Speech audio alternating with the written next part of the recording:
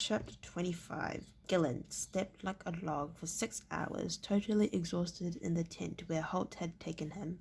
Throughout that time he didn't stir once. His mind and body were shut down, drawing new strength from total rest. Then after those 6 hours his subconscious mind stirred and began to function, and he began to dream. He dreamed of Will and Horace and the girl Evelyn, but the dream was wild and confused, and he saw them as captives of the Wargles, tied together while the two robbers, Bert and Carney, stood by and laughed. Gillen rolled onto his side, muttering in his sleep. Holt, sitting nearby, repairing the fletching on his arrow, glanced up. He saw that the young ranger was still asleep and went back to his routine task. Gillen muttered again, then fell silent. In his dream he saw the servant Evelyn as the king had described her, with her hair long and uncovered, masses of it flowing down her back, thick and lustrous and red. And then he sat up, wide awake. "My God," he said to a startled Holt, "it's not her." Holt swore as he spilled the thick, viscous glue that he was using to attach the goose feather fast to the arrow's shaft. Gillen's sudden movement had caught him by surprise. Now he mopped up the sticky liquid and turned with some irritation to his friend. "Could you give a bit of warning when you're going to start shouting like that?" he said peevishly. But Gillen was already out of the camp bed and hauling on his breeches and shirt. "I've got to see the king," he said urgently. Holt stood warily, not altogether sure that Gillen wasn't sleepwalking. The young ranger shoved past him, dashing out into the night and tucking his shirt into his trousers as he went. Reluctantly, Holt followed him. There was a slight delay as they reached the king's pavilion.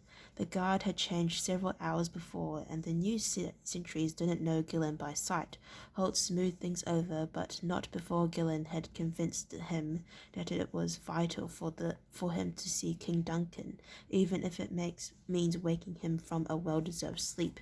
As it turned out, in spite of the late hour, the king wasn't sleeping. He and his Supreme Army commanders were discussing possible reasons for the raids into Celtica when Gillen, barefoot, rumple-haired, and with several buttons still askew on his shirt front, was allowed into the pavilion. Sir David looked up in alarm at the sight of his son presented. "Gillen, what on earth are you doing here?" he demanded, but Gillen held up a hand to stop him. "Just a moment, father," he said. Then he continued, facing the king. "Sir, when you described the maid Evelyn earlier, did you say red hair?" Sir David looked to Holt for an explanation. The older ranger shrugged, and Sir David turned back to his son, anger clearly showing on his face. "What difference does that make?" he began, but again Gillen cut him off, still addressing the king. "The girl who called herself Evelyn was blonde, sir," he said simply. This time it was King Duncan who held out a hand to silence his angry battlemaster. "Blonde?" he asked. "Blonde, sir. She'd cut it short, as I said, but it was blonde, like your own.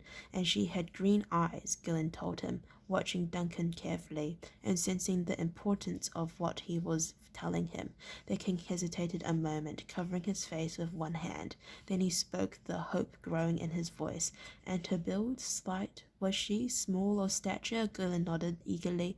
"As I said, sir, for a moment we could have taken her for a boy. She must have used her maid's identity because she thought it was safer if she remained incognito." Now he understood those slight hesitations in Evelyn's speech, and why she had a broader grasp of position and strategy than most servants would be expected to have. Slowly Holt and Sir David began to realize the importance of what was being said. The king looked from Gillen to Holt to David, then back to Gillen again. "My daughter is alive," he said quietly. There was a long silence. It was finally broken by Sir David. "Gillen, how far behind you were the two apprentices and the girl?" Gillen hesitated. "Possibly 2 days' ride, father," he estimated, following his father to the map table and indicating the furthest point that he thought Will and the others might have reached by now. So David took instant charge, sending messengers running to rouse the commander of the cavalry with wing and have him prepare a company of light cavalry to leave camp immediately. We'll send a company of the 5th Lancers to bring them in, sir, he told the king. If they leave within the hour and ride through the night, they should make contact sometime around noon tomorrow. I'll guide them, Gillen offered immediately, and his father nodded assent. I'd hoped you'd say that. He seized the king's arm, smiling with a genuine pleasure at the relief of that tall man's face. I can't tell you how pleased I am for you, sir, he said. The king looked at him, a little bemused. So recently he had been privately mourning the loss of his beloved daughter Cassandra. Now, miraculously, she had been restored to life. My daughter is alive, he said once more. She's safe. Evelyn crouched over the pile of wood beside the bridge railing. From time to time she heard the dull thump of Will's bow as he fired at the approaching enemy, but she forced herself not to look up. And concentrating on the job at hand, she knew they had one last chance to get the fire going properly. If she got it wrong this time, it would mean disaster for the kingdom. So she carefully stacked and placed the wood, making sure there was sufficient air space between the pieces to allow a good draft. She had none of the shavings left to use for tinder this time, but only a few meters away she had a perfect source of fire. The right-hand cable was still blazing fiercely. Satisfied that the wood was stacked properly, she took Will's sacks and cut several 1 meter length of tarred rope from the bridge railing. Thinner lengths, not the massive cable itself. It would have been almost impossible to hack through that in time. Taking the rope lengths, she came to her feet and darted across the bridge to the blazing fire on the other side. It was a simple matter to get the length of tarred rope burning. Then she ran back to the fire pile and draped the burning rope around the base, trailing it through the gap she had left in the wood. The flames licked at her fingers as she pushed the rope in between pieces of wood.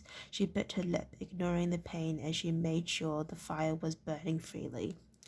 The tar-fed flames cracked at the wood, flickered, then took. She fanned them for a few seconds as they became established until the lighter kindling strips were burning fiercely. Then the heavier planks began to take fire as well. The handrail caught in several places, and now tongues of flames were shooting up to the cables, beginning to lick at it, feeding on the tar, then running up to where it joined the wooden pylon structure. Only now did she take time to glance at Will. Her eyes were dazzled by the fire, and she could see him only as a dull blur, 5 meters away behind a rock outcrop. As she looked, he rose a standing position and fired an arrow. She looked into the surrounding darkness, but could see no sign of their attackers. The bridge gave another convulsive jerk beneath her feet, and the roadway tilted to an alarming degree as the second of the 3 strands of the right-hand cable burnt through, and the structure sagged further to their side. They wouldn't have much time to get back across to where Horace and Tug waited. She had to warn Will. Sax knife in hand, she ran full pelt to where he crouched behind the rocks, his eyes searching the darkness for movement. He glanced quickly at her as she arrived. The other side's burning, she said. Let's get out of here. Grimly, he shook his head, then pointed with his chin to a jumble of rocks barely 30 meters from where they crouched. Can't risk it, he told her. One of them has got behind those rocks. If we go now, he might have time to save the bridge. Out of the corner of her eye, she saw a quick darting movement to their left and pointed quickly. There's one, she said. Will nodded. I see him, he replied evenly. He's trying to draw my fire. As soon as I shoot him, the one closer to us will have a chance. I have to wait for him to show himself before I can shoot. She looked at him, horrified, as she realized the significance of what he was saying, but that meant the others can close in on us, she said. This time Will said nothing. The incipient panic he had felt was now replaced by a calm sense of resolution. Deep in his heart, a part of him was glad that he hadn't failed Holt, and glad that he had repaid the faith that the older ranger had placed in him when he chose him as an apprentice. He glanced at Evelyn for a long moment, and she realized he was willing to be captured if it kept the enemy away from the bridge just a few minutes longer. Captured or killed, she amended. Behind them there was a groaning crash, and as she turned to see the first cables finally give way in a shower of flames and sparks. It took the burnt thorough upper half of its pylon with it. That was the result they had wanted. They had discussed the idea of simply cutting the main cables, but that would have left the major structure of the bridge untouched. The pylons themselves had to be destroyed. Now the entire bridge was hanging suspended by the left-hand cable, and flames were already eating their way through that. In a few more minutes she knew the bridge would be gone. The fissure would be impassable once more. Will tried to give her a reassuring smile. It wasn't a very successful attempt. You can't do much more here, he told her. Get across the bridge while you've still got time. She hesitated, desperately wanting to go, but unwilling to leave him on his own. He was only a boy, she realized, but he was willing to sacrifice himself for her and the rest of the kingdom. Go, he said, turning to her and shoving at her, and now she thought she could see the glitter of tears in his eyes. Her own eyes filled as she couldn't see him clearly. She blinked to clear her vision, just in time to see a jagged rock curving down out of the firelit night. Will, she shouted, but she was too late. The rock took him in the side of the head, and he grunted in surprise. Then his eyes rolled up, and he fell at her feet, dark blood already welling from his scalp. She heard a rush of feet from several directions, and she tossed the sack's knife. Oh, just dropped the book, that's great. Aside, and it scrabbled into the dirt for Will's bow. Then she found it and was trying to knock an arrow when rough hands grabbed her, knocking the bow from her grasp and pinning her arms to her side.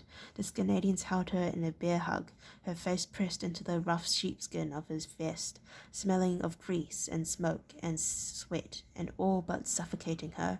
She kicked out, lashing with her feet and tossing her head, trying to butt the man who was holding her, but to no avail.